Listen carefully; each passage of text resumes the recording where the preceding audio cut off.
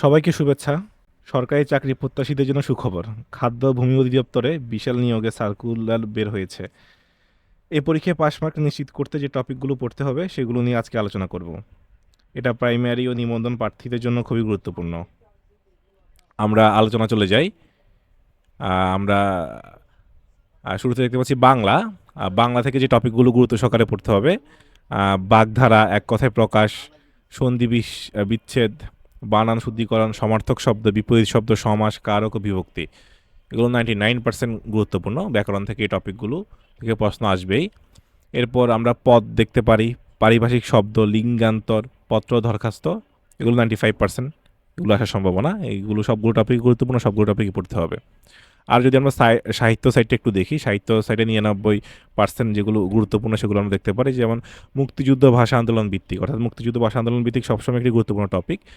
এরকম যে উপন্যাসগুলো আছে মুক্তিযুদ্ধ বা ভাষা আন্দোলনের উপরে, উপন্যাসের নাম, লেখকের নাম, কবিতার নাম, লেখকের নাম, গানের নাম, সুরকারের নাম, ছায়াছবির নাম, পরিচালকের নাম, জন্ম মৃত্যুর তারিখ, প্রথম সাহিত্যকর্মের নাম, পুরস্কারপ্রাপ্ত সাহিত্যকর্মের নাম, গুরুত্বপূর্ণ সাহিত্যকর্মের নাম, ছদ্মনাম, উপাধি, এগুলো গুরুত্বপূর্ণ। অর্থাৎ মুক্তিযুদ্ধ বিষয়ক সিনেমাগুলো, তারপরে যে সাহিত্যগুলো আছে, লেখকদের নাম, গানের নাম, কবিতার নাম, এগুলো গুরুত্বপূর্ণ। এছাড়া বাংলা সাহিত্যের প্রথম নাটক, কবিতা, উপন্যাস, মহাকাব্য ইত্যাদির নামও লেখক, এগুলো মনে রাখতে হবে আমাদেরকে। আমরা যদি সামনে যাই, আমরা ইংরেজি থেকে যেই টপিকগুলো আসতে পারে সেগুলো একটু দেখি। গ্রামার অংশ থেকে যেগুলো খুব গুরুত্বপূর্ণ এগুলো অবশ্যই পড়তে হবে, যেমন idioms, phrases, fill in the gaps আছে, preposition, article, right form of verb, translation, proverb, paragraph, voice, narration, transformations, synonym, antonyms, letter application, এগুলো গুরুত্বপূর্ণ। এখানে কিন্তু পার্সেন্ট দেওয়া আছে, আপনারা চাইলে স্ক্রিনশট মেরে এগুলো রাখতে পারেন, পরবর্তীতে কাজে লাগবে। এরপর যদি আমরা দেখি গণিত থেকেও যেই প্রশ্ন গুলো আসতে পারে, যে টপিকগুলো খুব গুরুত্বপূর্ণ, এখানে সবগুলোই পড়তে হবে আসলে। এখানে তাও পার্সেন্ট দেওয়া আছে কোনটা বেশি গুরুত্বপূর্ণ। যেমন পাটিগণিত থেকে শতকরা, লাভ ক্ষতি, ঐকিক নিয়ম, সুদ কষা, এই অঙ্কগুলো বারবার প্র্যাকটিস করতে হবে, এগুলো থেকে আসবে। এরপর অনুপাত, সমানুপাত, গড়, চৌবাচ্চা ও স্রোত বিষয়ক অঙ্ক, মান নির্ণয়, উৎপাদক বিশ্লেষণ, লসাগু, গসাগু, বীজগণিত থেকে এগুলো। এরপর আমরা পরিমিতি থেকে যেই টপিকগুলো দেখতে পারি, ক্ষেত্রফল বিষয়ক যে অঙ্কগুলো আছে এগুলো শেষ করতে হবে, কয়েকবার প্র্যাকটিস করতে হবে। জ্যামিতি, রম্বস, ট্রাপিজিয়াম, আয়তক্ষেত্র, বর্গক্ষেত্র, বিভিন্ন প্রকার কোণ, ত্রিভুজের সংজ্ঞা, কোণের পরিমাপ সূত্র, এগুলো গুরুত্ব সহকারে পড়তে হবে। অর্থাৎ গণিত হচ্ছে অবশ্যই প্র্যাকটিস করতে হবে, বেশি বেশি প্র্যাকটিস করলেই হচ্ছে পারা যাবে। আমরা অনেকেই পরীক্ষার আগে দিয়ে একটু দেখার চেষ্টা করি, দেখে যাওয়ার চেষ্টা করি, এটা করলে কিন্তু হবে না। এরপর আমরা সাধারণ জ্ঞান, আন্তর্জাতিক টপিকগুলো যদি দেখি, যে বিষয়গুলো হচ্ছে গুরুত্বপূর্ণ, যেগুলো আমাদের মনে রাখতে হবে, এগুলো আমরা পয়েন্ট আকারে হচ্ছে লিখে রাখতে পারি, যে কোন দিন কোন টপিক হচ্ছে পড়বেন, কোন দিন কোনটা মনে রাখার চেষ্টা করবেন। এগুলো হচ্ছে অনেক প্র্যাকটিসের ব্যাপার, অনেক পড়ার ব্যাপার, অনেক পড়লে হচ্ছে মনে থাকে। আমরা দেখি যে টপিকগুলো গুরুত্বপূর্ণ। পৃথিবীর মহাদেশ ভিত্তিক ক্ষুদ্রতম বৃহত্তম দেশ, নদী, সাগর, মহাসাগর, হ্রদ, পর্বতমালা, খালের নাম, এই টপিকগুলো খুব গুরুত্বপূর্ণ। তারপরে আলোচিত দেশসমূহ, বাংলাদেশের প্রতিবেশী দেশসমূহের আইনসভা, মুদ্রা, রাজধানী গুরুত্বপূর্ণ। অর্থাৎ আমাদের সব দেশের রাজধানী যদি পড়ার সময় না থাকে, আমরা হচ্ছে বাংলাদেশের প্রতিবেশী যে দেশগুলো এগুলো মনে রাখবো, মুদ্রার নাম মনে রাখবো, গুরুত্বপূর্ণ বিমান, নৌ, সমুদ্র বন্দরের নাম মনে রাখতে হবে। বিখ্যাত সীমারেখা, প্রণালী, দ্বীপ ও মরুভূমির নাম, এগুলো আমাদের মনে রাখতে হবে। জাতিসংঘ ও এর অঙ্গ সংগঠনের সদর দপ্তর, সদস্য সংখ্যা, গুরুত্বপূর্ণ আন্তর্জাতিক সংস্থার সদর দপ্তর ও প্রধানের নাম, সদস্য সংখ্যা ও সর্বশেষ সদস্য দেশের নাম। সর্বশেষ সদস্য দেশের নাম, এই টপিকটা থেকে অনেকগুলো প্রশ্ন আছে। বিভিন্ন সংস্থার সর্বশেষ সদস্য কোনটি বা বর্তমান সদস্য সংখ্যা কতটি, এগুলো পরীক্ষায় আসে বারবার।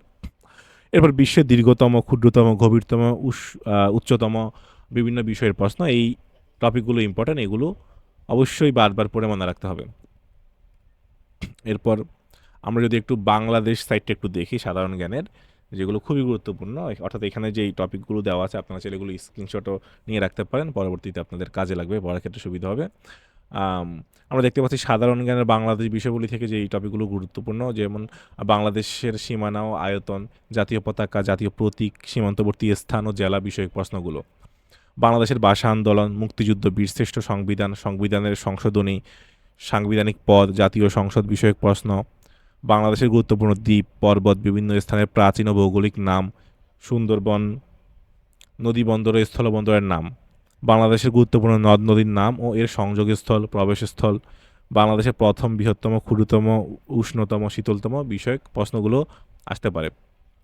এরপর বিশ্ব সংস্থায় বাংলাদেশের সদস্যপদ এবং সাম্প্রতিক ঘটনার গুরুত্বপূর্ণ তথ্য, অর্থাৎ কোন সংস্থায় বাংলাদেশ কত সালে সদস্যপদ লাভ করে এবং ওই সাম্প্রতিক সময়ে ওই সংস্থার সাথে বাংলাদেশের কোনো চুক্তি বা কোনো কাজ হয়েছে কিনা এগুলো থেকে প্রশ্ন আসবে।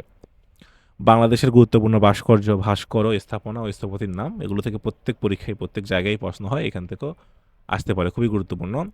এরপর উন্নত জাতের ধান, তুলা, কলা, আলু, আমের নাম, এগুলো মনে রাখতে হবে। এখানে যেগুলো দেওয়া আছে এগুলো খুব গুরুত্বপূর্ণ। ধান, তুলা, কলা, আলু, আমের এগুলো জাতগুলোর নাম মনে রাখতে হবে।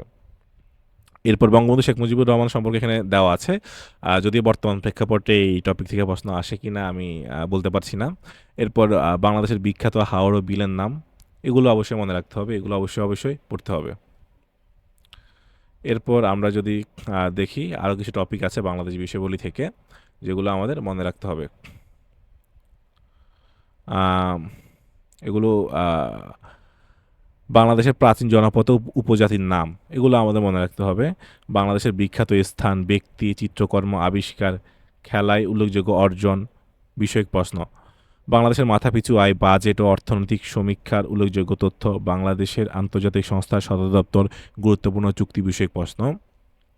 এই টপিকগুলো হচ্ছে খুবই গুরুত্বপূর্ণ সাধারণ জ্ঞানের বাংলাদেশ বিষয়গুলির জন্য। এগুলো প্রত্যেকটা টপিকই হচ্ছে পয়েন্ট করে করে পড়তে হবে, একটা রুটিন করে এগুলো পড়তে পারেন এবং আশা করি এগুলো ভালো মতো পড়তে পারেন। আপনাদের হাতের নাগালে কোনো বই থাকলে বা কোনো শিট থাকলে সেগুলো থেকে হচ্ছে এগুলো শেষ করতে পারেন। আমরাও চেষ্টা করব যে হচ্ছে আপনাদেরকে নিয়মিত হচ্ছে ভিডিও আপলোড করে দেওয়ার জন্য বিভিন্ন বিষয় নিয়ে। সবাই ভালো থাকবেন। ধন্যবাদ সবাইকে।